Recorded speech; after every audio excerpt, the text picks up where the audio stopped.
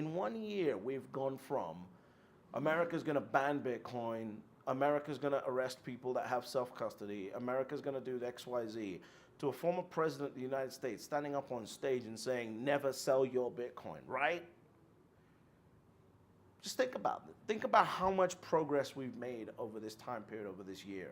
This is phenomenal. Imagine what's going to happen over the next year. Imagine if he gets elected, what's going to happen in America when it comes to Bitcoin. This is absolutely huge. They also raised, from what I'm hearing, $20 to $30 million for President Trump, which is a huge amount. The lobby's just going to get more and more powerful. This is what you want. And by the way, what I want is I want Kamala Harris to also be pro-Bitcoin, right? There's obviously going to be people that are emotionally attached to their right side and left side and all that political drama. But the reality is, if you want to control the politicians, you need both of them, gung-ho on Bitcoin, because that's how you control them. At that point, you say, oh, you promised me a strategic reserve of how many Bitcoin? 1 million Bitcoin? Okay, give me 1 second. Hey, Kamala, Trump just promised 1 million Bitcoin. How many you got? Oh, you're going to do 900,000? Yeah, no, Trump's getting my money. Oh, no. Oh, you want to do 1.1 million? Okay, cool. I'm going to wire. Let me just give me 1 second. Hey, Trump, Kamala's promising a strategic reserve of 1.1 million. You going to up it? You can't up it?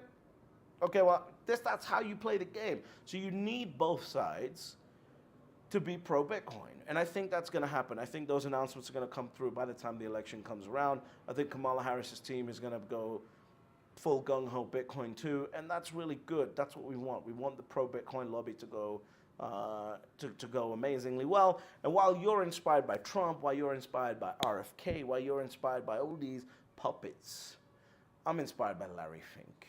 Inside of 1 year, we've gone from America's going to ban Bitcoin to America is Bitcoin. The average Bitcoiner right now wants, a God candle tomorrow, me too, by the way, wants to see this market go through the roof tomorrow. The difference is that President Trump has an election to win, right? And he has the ability to actually win this election. So what did President Trump promise? President Trump promised a few things. And the first one was firing Gary Gensler on day one, which, is a little bit of free energy, because typically when the new administration comes in, you're going to get rid of the old administration's people and put some new people in place. So that was like free energy, but that was the thing that he apparently got the loudest clap for. It was so loud that even Trump himself was surprised, right? He looked around, he was like, oh, you really like that? You guys really like that? You guys really like that over there in the back? You guys, in fact, I want to see how much you like it, because I'm going to say it again. And then he says the whole thing again. On day one, I'm going to fire Gary Gensler. And everyone's like, hey, going through the roof, without remembering, like, that's what's going to happen anyway. Day one, his people are going to be put into place, and his appointments are going to be, Republican appointments. Like, it was just free energy that he got, which is great. And if he can turn it into a meme for the rest of his rallies, I think that would be pretty cool. But I think basically President Trump went there and got very surprised at how big and powerful the Bitcoin lobby is.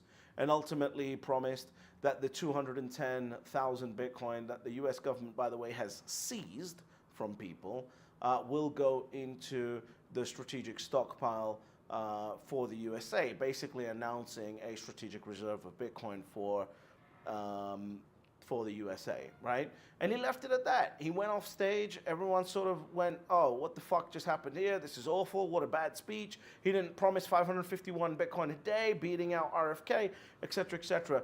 And then you got to realize, this is an actual president, former president, likely next president of the most powerful capital markets in the world. And what do you think he's going to announce? Look at who's watching this speech. I guarantee you, Russia tuned into that speech. China tuned into that speech. Allies tuned into that speech. Everyone was there listening to what he was going to say. Why? Because they want to beat America. So imagine if he turned around and said, day one, when I get into office, I'm going to launch a $50 billion purchase plan for Bitcoin over the term of my presidency.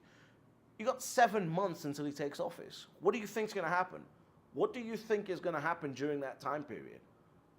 China, Russia, Saudi Arabia, everyone is going to start buying Bitcoin immediately and securing their position so America can pump their bags. It doesn't make sense strategically for him to announce that.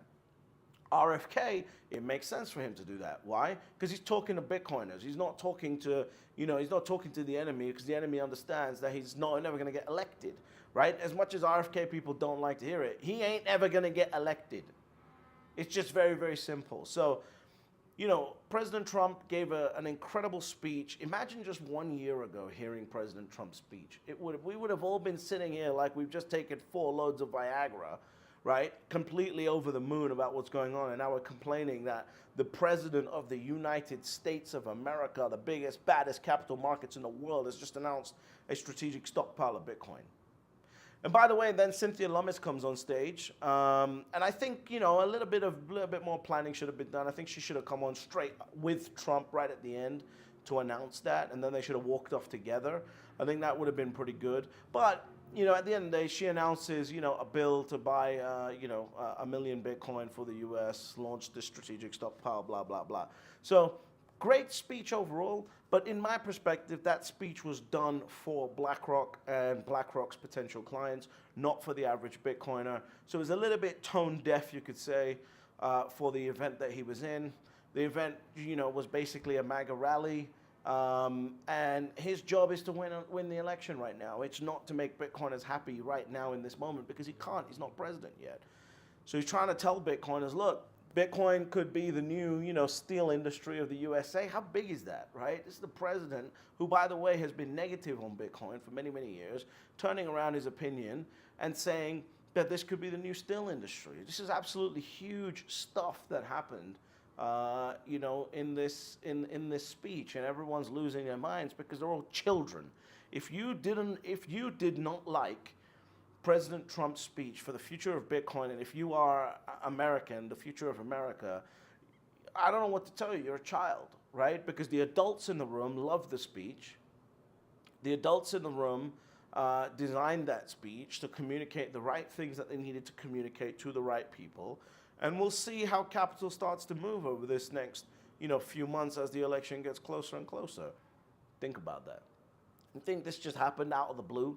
You think this just happened out of the blue? You think that anyone is sitting there going, oh, these politicians are sitting there reading books trying to figure this out? And that was another criticism as well. Everyone said, oh, but it sounds like RFK is an actual Bitcoiner. I like him as a Bitcoiner. And I said, I don't give a fuck. I don't want my president to have domain expertise in any one topic. What I need my president to do, or what I need my prime minister to do, is the only expertise I need him to have is the ability to make good decisions. And then what I want him to do is have the right people around him, make the right decision on who to put around him or her, listen to those experts, and then make a good decision for the populace, right? I don't think President Trump needs to sit there and be able to recite Satoshi's words. I think he needs to sit there and go, you know what? Put a group of people around me that understand what the hell they're talking about. Let me hear all their perspectives, and I'm going to make a decision. And so I think that's what's happening here, and I think that's really good. RFK is, whatever. Everyone had their own feelings about his speech and everything like that, and a lot of people loved RFK, didn't like Trump, and I'm here to tell you, it doesn't matter what you think about RFK's speech, because he ain't never getting elected. He's never going to get elected. Therefore, his speech is completely irrelevant. All of his promises are completely irrelevant. He can have if he wants to buy 4 million Bitcoin, find out what percentage of his net worth he has in Bitcoin. If it's less than 10%, what are we talking about? It's just pandering, right? So I think the best thing for RFK at this point is to bow out the race, congratulate Trump, throw his weight behind Trump, and get a position on the team. But that's just me saying that as a non-American, as a non-voting American spectator of this political coliseum in the United States. Because ultimately, there are always only 3 rules to Bitcoin. Step number 1, you buy Bitcoin. Step number 2, shut the fuck up. And step number 3, you get fabulously wealthy.